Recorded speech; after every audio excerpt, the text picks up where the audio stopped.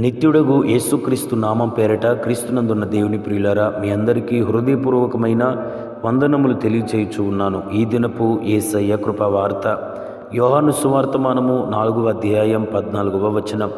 నేనిచ్చు నీళ్లు త్రాగువాడెప్పుడునూ దప్పిగొనడు.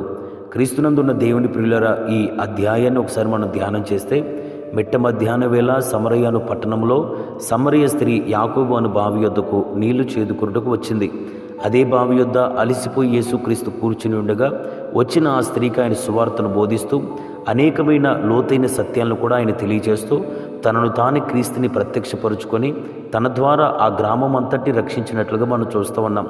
మెట్టుకు యేసుక్రీస్తు అక్కడ ఆ స్త్రీతో చెప్పిన వాక్యాన్ని మనకు తెలియచేస్తున్నాడు. ఏమని? ఆయన ఇచ్చు నీళ్లు త్రాగువాడు ఎవడును దప్పిగొనడని. ప్రియులారా, ఈ లోక సంబంధమైన నీళ్లు మనం త్రాగితే మన భౌతిక సంబంధమైన శరీరం దప్పిక తీర్చబడుతుందేమో, కానీ ఆత్మ సంబంధంగా మన ఆత్మకు ఎన్నడూ దప్పిక తీర్చబడదు. దేనికంటే శరీరానికి ఎలాగ శరీర సంబంధమైన నీళ్లు దప్పిక తీరుస్తాయో, మన ఆత్మకు కూడా ఆత్మ సంబంధమైన నీళ్ళే దప్పిక తీరుస్తాయి. అందుకు దేవుడు అంటున్నాడు, నా యొద్దకు రండి, నా యొద్దకు వచ్చేవారికి నేను జీవజలపు ఓటును అనుగ్రహిస్తాను, నేను ఎవరిని ఏమాత్రం త్రోసివేయను అని చెప్తూ ఉన్నాడు. దేవుని ప్రియులారా, దేవుడు అనుగ్రహించే నీళ్లు నిత్య జీవానికి మనల్ని ఊరడి ఊటగా నీటి బొగ్గుగా సిద్ధపరిచే ఆ అద్భుతమైన జలాలు కనుక దేవుని ప్రియులారా, ఆ దేవుడు అనుగ్రహించు పరిశుద్ధాత్మకు సాదృశ్యమైన ఆ నీళ్లను మనం పానం చేసి మన ఆత్మలో నిత్య జీవం ఉబికిటట్లుగా నిత్య జీవమునికై ఊరడి ఓటగా మన ఆత్మను సిద్ధపరచుకోవాలి. ఈ రోజున చాలామంది పరిశుద్ధాత్మను నమ్మక పరిశుద్ధాత్మను తృణీకరిస్తూ పరిశుద్ధాత్మ నింపుదలను హేళన చేస్తున్నారు. అయితే మెట్టుకు దేవుని ప్రియులారా, యేసుక్రీస్తును మనం మాదిరిగా ఉంచుకోవాలి. ఆయన ఆత్మచేత నింపబడినట్లుగా, అన్య భాషలు మాట్లాడినట్లుగా, ఆయన ఆత్మ మూలంగా ప్రవచించినట్లుగా, ప్రార్థించినట్లుగా మనం చూస్తూ ఉన్నాం. ఆయన చేసినప్పుడు మనము తప్పనిసరిగా కార్యాలు చేయాలి కదా.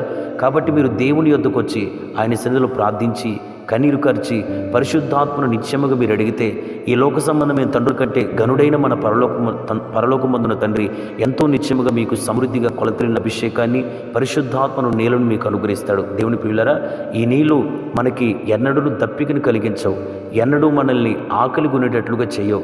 ఇవి మనలో ఎప్పుడు జీవాన్ని ఉంచే జీవపు ఊట. రెండవదిగా దేవుడు అనుగ్రహించే నీళ్లు రక్షణకు సాదృశ్యంగా ఉంది. ఆ తర్వాత మూడవదిగా వాక్యానికి సాదృశ్యంగా ఉంది. ఆ తర్వాత నాలుగవదిగా ప్రేమకు సాదృశ్యంగా ఉంది. దేవుడు అనుగ్రహించే ఈ నీళ్లను మనం పానం చేయటం వలన మనలో దేవుని వలన కలిగిన రక్షణ, దేవుని ద్వారా అందించబడుతున్న జీవవాక్యం, దేవుని ద్వారా మనలో కుమ్మరించబడుతున్న దేవుని యొక్క ప్రేమ ఎల్లప్పుడూ వృద్ధి చెందుతాయి. కనుక దేవుని ప్రియులారా, ఈ నీటికి సాదృశ్యమైన ఈ 4 అనుభవాలు మనలో వృద్ధి చెందినట్టుగా నిత్యముగా మన ప్రభు యొద్ద కనిపెట్టి ప్రార్థించి దేవుడు అనుగ్రహించు ఆ నీళ్లను త్రాగి తృప్తిపరచబడి ప్రభు రాకడ కొరకు సిద్ధపరచబడదుముగాక. ఆమేన్. ప్రార్థన. సర్వోన్నతుడా యేసయ్యా, నీకు స్తోత్రం. ఈ దినమును మాకు నేర్పిన శ్రేష్టమైన కృపావార్తను బట్టి నీకు వందనాలు. నిత్యముగా మేము ఎన్నడూ తప్పికనుకోకుండా మీరు అనుగ్రహించు శ్రేష్టమైన నీళ్లు పొందుకోవాలని ఆశపడుతుండగా నీ వాక్యానికి, ఆత్మకు, రక్షణకు, ప్రేమకు సాదృశ్యంగా ఉన్న జీవజలమును నీళ్లను మాలో కుమ్మరించి మీ నీళ్ళ వలన మా ఆత్మ నింపబడి నిత్య జీవమునకు ఊరిడి ఊటగా బొగ్గగా మమ్మల్ని మార్చి నీ రాజ్యం కొరకు రాకడ కొరకు సిద్ధపరచమని, ఈ మాటలు విన్న ప్రతి ఒక్కరిని దీవించమని యేసు నామములు అడిగి వేడుకొనుచున్నాను తండ్రి. ఆమేన్. Praise the lord.